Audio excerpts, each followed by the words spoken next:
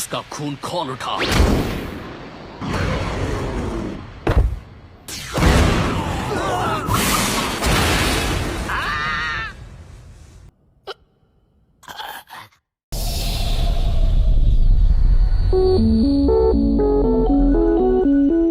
Ketika Pickle tumbang, Tokugawa pun terlihat sangat senang. Tapi tidak dengan Profesor Pen, karena saat ini dia masih terlihat sangat cemas. Profesor Pen juga memuji kalau ilmu bela diri memang sangat luar biasa. Dia juga tidak menyangka kalau Retsu akan bertahan hingga sejauh ini. Perkataan itu jelas membuat Tokugawa kebingungan, karena jelas-jelas Retsu berhasil mengalahkan Pickle. Kemudian, Profesor Pen menunjuk ke arah arena dan memberitahu kalau Retsu belum mengalahkannya. Hanya saja, Tokugawa tidak mempercayai perkataan Profesor Pen begitu saja. Karena dengan mata kepalanya sendiri, dia melihat hantaman terakhir Retsu yang sangat dahsyat. Dan hantaman itu jelas akan membuat Pickle mengalami gagar otak yang parah. Namun perkataannya itu disanggah kembali oleh Profesor Pen, karena menurutnya Pickle tidak mengalami gagar otak. Dia pun menjelaskan penelitiannya tentang Pickle. Pickle ternyata memiliki jaringan otot tulang dan organ yang sungguh mengejutkan. Tapi yang paling menakjubkan dari itu semua adalah tulang lehernya. Karena dari ketebalan dan kekokohan struktur lehernya itu bukan seperti manusia.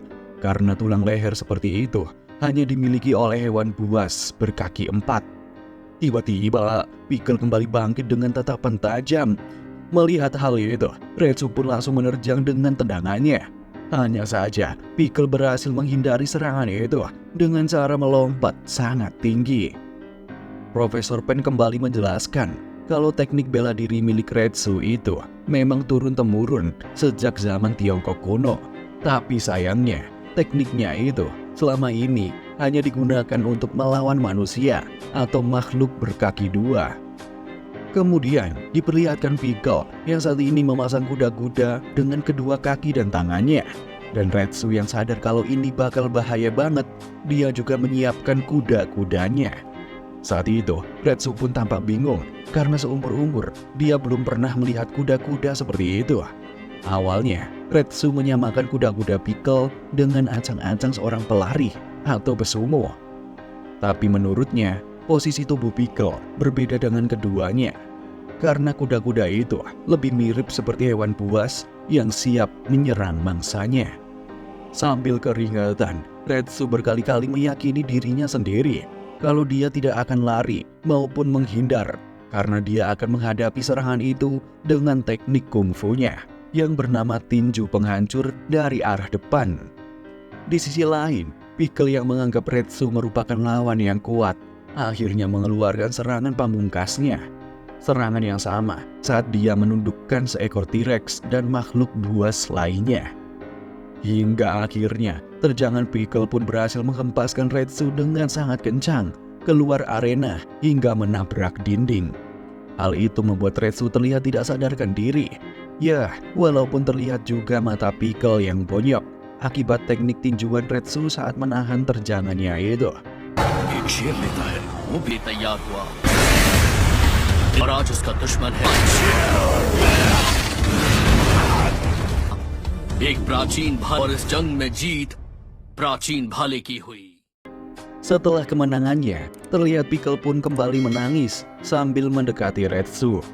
Kemudian Dr. Pen pun memberitahu Tokugawa kalau saat ini Retsu akan mendapatkan konsekuensinya dan menjadi santapan Pickle. Tokugawa yang mendengar hal itu pun menjadi sangat panik dan berlari ke arah lorong untuk menyelamatkan Retsu. Saat bertemu Pickle, Tokugawa pun mengatakan panjang lebar agar Retsu tidak dimakan.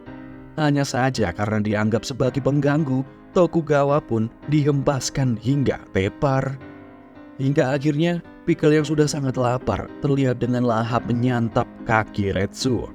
Dan ternyata dengan cara itu juga Pickle memberikan salam perpisahan kepada lawan-lawannya. Tapi sebelum Retsu benar-benar dijadikan makanan, untungnya Pickle berhasil disuntik pingsan oleh Profesor Pen. Saat ini terlihat Retsu sedang terbaring di ruang perawatan dengan satu kaki yang hilang. Dan ketika terbangun, dia seakan merasa bersalah kepada Pickle karena sudah melanggar janjinya. Janji akan membiarkan Pickle memangsanya apabila dia kalah dalam pertarungan. Tapi kenyataannya, Pickle hanya memakan salah satu kaki dan satu pundaknya saja. Oleh karena itu, Retsu menganggap hal itu merupakan sebuah hal yang sungguh memalukan baginya. Tidak lama kemudian, terlihat juga Baki mendatangi Retsu di ruang perawatan. Di sana, dia pun sangat tidak percaya melihat kondisi Retsu yang sangat mengkhawatirkan. Di momen itu, Retsu juga mencurahkan isi hatinya kepada Baki, kalau dia tidak merasa malu dengan kondisinya yang sekarang. Menurutnya, seorang ahli bela diri yang kalah berduel lalu kehilangan anggota tubuhnya bukanlah sebuah hal yang memalukan.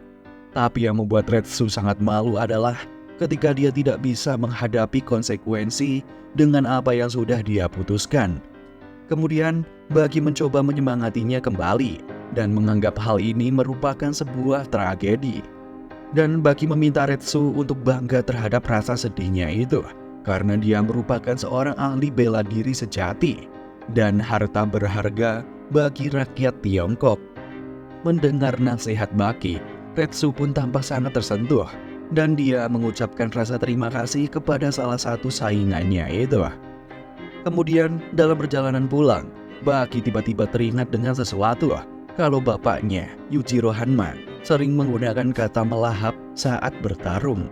Tapi menurutnya, semua itu hanyalah sebuah kiasan belaka. Nah, berbeda dengan Pickle, dia tidak peduli soal menang atau mengalahkan. Karena baginya, melahap adalah sebuah kenyataan dalam pertarungan. Kemudian, Baki pun baru menyadari kalau Pickle merupakan makhluk yang sangat menarik. Shin kemudian memperlihatkan Doppo Orochi yang saat ini sedang beraksi di depan murid-muridnya. Di momen itu, Doppo Orochi berhasil mematahkan sebuah kawat baja dengan karate chop-nya. Melihat kemampuan ayah angkatnya itu, Katsumi pun terlihat sangat takjub karena menurutnya pedang katana yang sangat tajam pun tidak akan bisa memotong kawat tersebut. Lalu datang seseorang mengabari Doppo Orochi kalau ada telepon. Dan ternyata orang yang menghubunginya itu adalah Tokugawa. Dan tujuan Tokugawa menghubungi Doppo adalah untuk memberitahu dia tentang tragedi yang baru saja menimpa Retsu Kaiyo. Kemudian informasi itu Doppo juga sampaikan kepada anak angkatnya, Katsumi. Dan Katsumi juga terlihat sangat terkejut saat mendengar kekalahan Retsu. Doppo juga menjelaskan kalau Retsu bukan kalah, tapi lebih tepatnya dia menjadi santapan Pickle. Mendengar perkataan itu, Katsumi pun terlihat sangat kesal karena dia merasa Pickle sudah meremehkan mereka. Kemudian Doppo pun mencoba meluruskan perkataan anak angkatnya itu, kalau sebenarnya Pickle tidak meremehkan siapapun, melainkan dia tidak menganggap mereka sama sekali. Mendengar penjelasan itu, Katsumi pun tambah semakin kesal karena menurutnya apa yang dikatakan ayah angkatnya itu tidak ada bedanya dengan meremehkan. Sementara itu, berita kekalahan Retsu juga disebarkan Tokugawa kepada yang lainnya. Sementara di tempat lain, tiba-tiba saja terjadi kepanikan di Underground Arena. Karena ternyata Pickle telah pergi entah kemana. Profesor Pen ngerasa tidak percaya karena seharusnya suntikan bius yang dia berikan itu mampu merobohkan badak putih semalaman. Tapi ternyata baru beberapa jam saja Pickle sudah dapat menjebol pintu baja. Kejadian itu juga mengejutkan Tokugawa karena sejauh ini hanya Yujiro Hanma yang berhasil menjebol pintu baja itu. Shin kemudian memperlihatkan seorang pria bertubuh tinggi besar bernama Kenmochi Takechi, seorang petarung kuat yang menguasai karate, boxing, dan juga angkat beban. Bahkan konon katanya, setiap dojo dan gym yang dia datangi, tidak ada yang bisa menandinginya. Dan saat ini, dia sedang berjalan-jalan di kawasan hiburan malam untuk mencari lawan. Tapi apesnya malam itu, dia tanpa sengaja mengencingi Pickle yang sedang bersembunyi di tumpukan sampah. Lalu kejadian tak manuk nurul pun terjadi.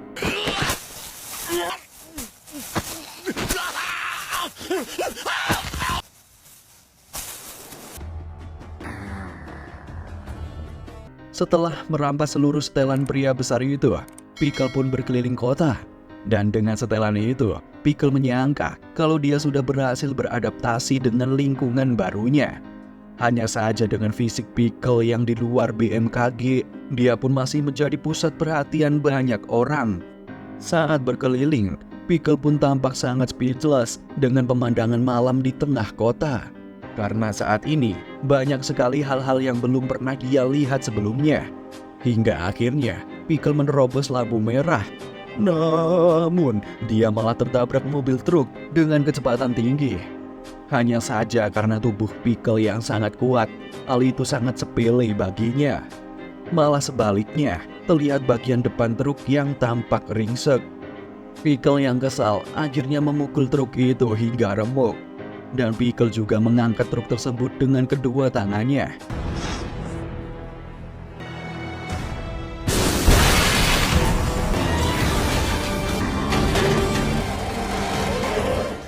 Dan saat dia akan membanting truk itu ke tanah, tiba-tiba saja bagian depan truk itu pun terlepas dan menimpanya.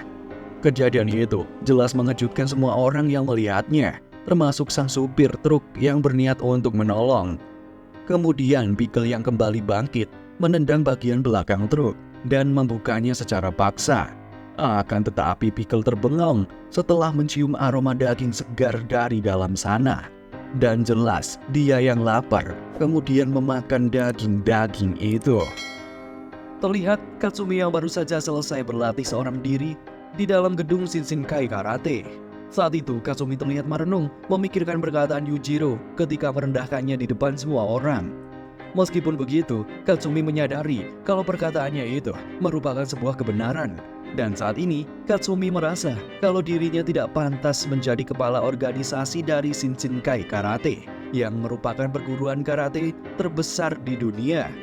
Katsumi juga merasa kalau dia tidak memiliki kekuatan nama besar seperti ayahnya, Dopo Orochi. Dan menurutnya, satu-satunya cara untuk memantaskan dirinya itu adalah dengan cara bertarung melawan Pickle. Ketika sedang merenung, tiba-tiba saja Katsumi mendapatkan panggilan telepon dari salah satu kruconya yang mengatakan kepada Katsumi kalau Pickle baru saja mengamuk di tengah kota. Namun apesnya, saat ini dia sudah melarikan diri. Keesokan harinya, Katsumi pun mengumpulkan semua kruconya di markas besar Shinshinkai Karate. Di sana, dia pun mengobarkan semangat pembalasan untuk salah satu guru mereka, yaitu Retsu, yang baru saja dikalahkan oleh Pickle. Katsumi juga meminta para kruconya itu untuk mengerahkan 55.000 anggota Shinshinkai Karate di Tokyo yang tersebar di 220 cabang untuk mencari Pickle yang sedang buron.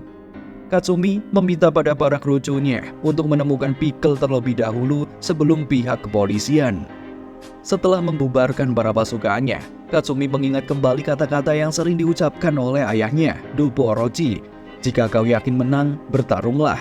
Dan jangan bertarung jika kamu ragu. Kemudian, Shin memperlihatkan Pickle yang baru saja datang ke sebuah tempat di kawasan hiburan malam. Nah, karena Pickle disangka seorang turis, dia pun dipersilahkan masuk oleh si penjaga tempat. Tapi tiba-tiba saja Terada dari Shinshinkai muncul lalu meminta penjaga itu untuk membiarkan Pickle ikut bersamanya. Hanya saja melihat gerak-gerik Terada yang mencurigakan, penjaga itu pun menolak memberikan tamunya Pickle. Dan akhirnya keributan pun terjadi. Shin kemudian memperlihatkan Dopo Orochi yang saat ini sedang mendatangi anaknya Katsumi. Dan maksud dari kedatangannya itu adalah untuk menghentikan rencana Katsumi yang ingin bertarung melawan Pickle. Dopo juga mengatakan kalau hal yang terpenting bagi seorang ahli bela diri adalah bertahan hidup. Oleh karena itu, dia menginginkan Katsumi untuk melawan musuh yang sudah pasti dia kalahkan. Dan saat ini sangat mustahil bagi Katsumi untuk menang melawan Pickle. Tidak mau mendengar nasihat ayahnya itu, Katsumi pun lebih memilih untuk bertarung karena dengan cara itulah sesama ahli karate menyelesaikan sebuah masalah. Dan kata-kata itu pun juga sering Dopo ucapkan saat berselisih pendapat dengan para ketua cabang saat mengadakan rapat. Kemudian, Shin kembali memperlihatkan si penjaga tempat yang terlihat panik di saat Terada memperlihatkan kemampuannya, ditemani para anggota Shinshinkai Karate. Hanya saja saat Terada akan membawa Pickle kepada Katsumi, tiba-tiba saja Hanayama muncul. Kemudian dia pun menyapa Pickle. Melihat Hanayama datang ke tempat itu, dengan sopan Terada memperkenalkan diri. Tapi belum saja dia selesai berbicara, tiba-tiba Kizaki sang tangan kanan Hanayama pun muncul sambil menodongkan pisau dan mengancam mereka untuk segera pergi. Kejadian itu jelas mengejutkan semua orang yang melihatnya. Terada menjelaskan kalau itu adalah permintaan bosnya, yaitu Katsumi. Namun karena tidak ada pilihan, dia pun langsung menggeplak mukanya Kizaki dan menendang pisau yang ada di tangannya. Lalu pisau itu terlempar ke arah Pickle, dan saat Pickle akan menangkapnya, secara bersamaan, tangan Hanayama pun ikut menggenggam pisau tersebut. Kejadian itu jelas mengejutkan semua orang yang melihatnya.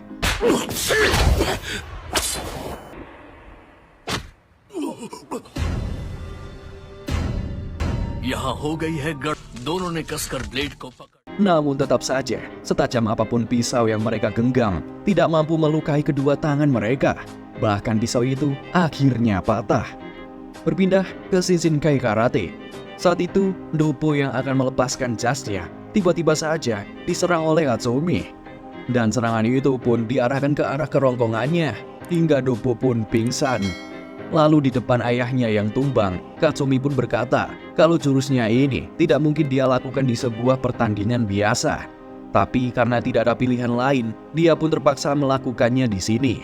Lalu Katsumi meminta maaf di depan ayahnya, Doppo Orochi. Kembali lagi ke Pickle, yang saat ini sedang menghajar Hanayama. Dan karena pukulan itu, Hanayama pun terlempar jauh hingga menabrak orang-orang. Melihat bosnya dihajar, Kizaki yang kesal pun tiba-tiba memukul Pickle dan terlalu cupu.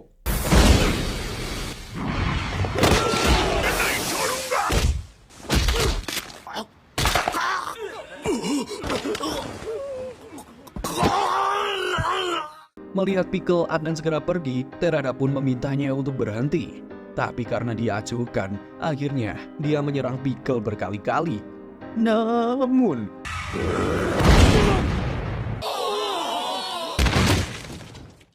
setelah Terada tidak sadarkan diri, terlihat Hanayama kembali menghadang Pickle sambil berkata kalau dia tidak akan membiarkannya pergi. Pickle pun tiba-tiba menerjang Hanayama. Ya, walaupun awalnya terlihat Hanayama sempat terdorong hingga beberapa meter, tapi secara mengejutkan, dia ternyata bisa menahan kekuatan Pickle. Menyadari kekuatan lawannya itu begitu dahsyat, Pickle pun teringat kembali dengan musuhnya di masa lalu. Dan musuhnya itu tidak lain adalah Triceratops.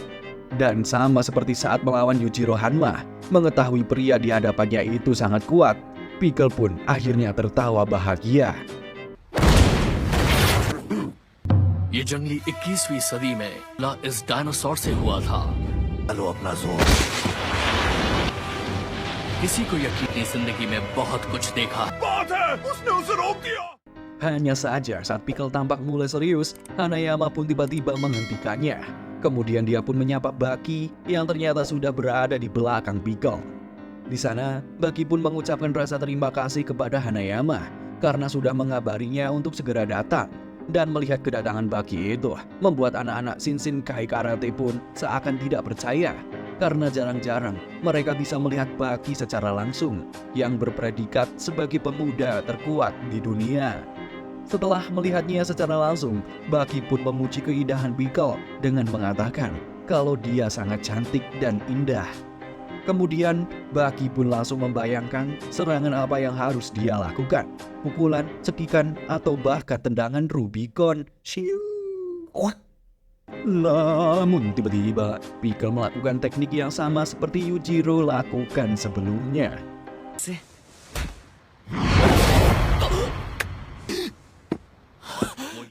Baki pun menyadari kalau Pickle saat ini sudah menguasai teknik bela diri modern, yaitu Aikido. Baki terlihat menahan hasrat bertarungnya, seakan sudah siap untuk beradu mekanik. Kemudian darah Hanma yang mengalir pun tiba-tiba bergejolak hebat. Dan tanpa sadar, Baki langsung menendang rahang Pickle dengan sangat brutal. उसका खून खौल उठा। Menyadari dirinya membuat sebuah kesalahan, Baki pun meminta maaf. dan tiba-tiba saja Pickle meminta Baki untuk mengikutinya. Tidak lama kemudian, Katsumi pun akhirnya datang ke tempat kejadian.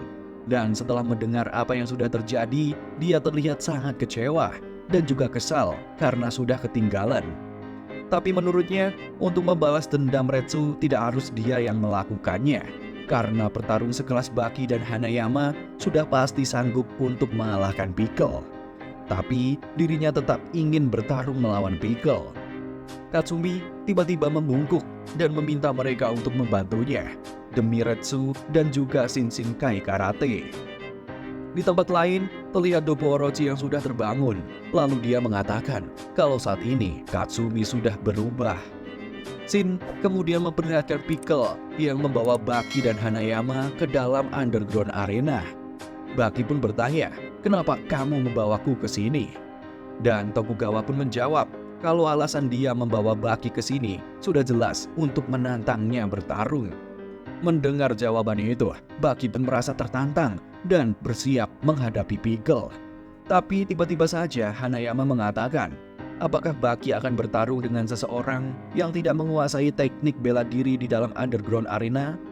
Tapi tiba-tiba saja saat itu Pickle menendang Baki, dan saking kerasnya tendangan itu, Baki terhempas dengan sangat keras hingga menghancurkan kursi di tribun penonton. Dan akibat tendangan itu, Baki yang tidak kuat menahan rasa sakit di perutnya akhirnya tidak sadarkan diri.